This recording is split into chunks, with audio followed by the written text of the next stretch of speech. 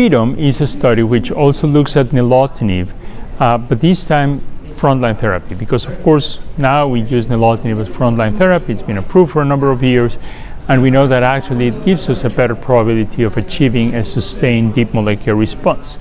The MR 4.5 at 5 years is close to 60%, and the incidence of sustained MR 4.5 for at least 2 years is 40 to 45%. It probably continue increasing over time, but that's the data we have at 5 years. So now what happens with those patients when we stop therapy? And that's the question that ENESTfreedom answered.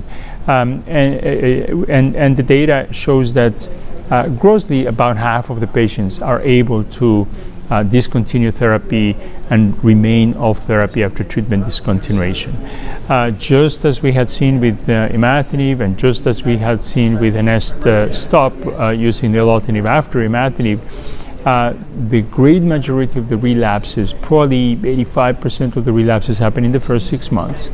And then the slope of the curve, the incidence of relapse, decreases significantly.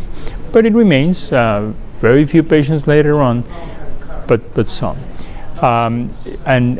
Also, the great majority of patients, almost everybody who lost the response and had to resume therapy, responded again when we treated them with nilotinib again. And of course, when they relapse, we resume nilotinib, because it's the reason why they relapse is because we had stopped it, so they were responsive, and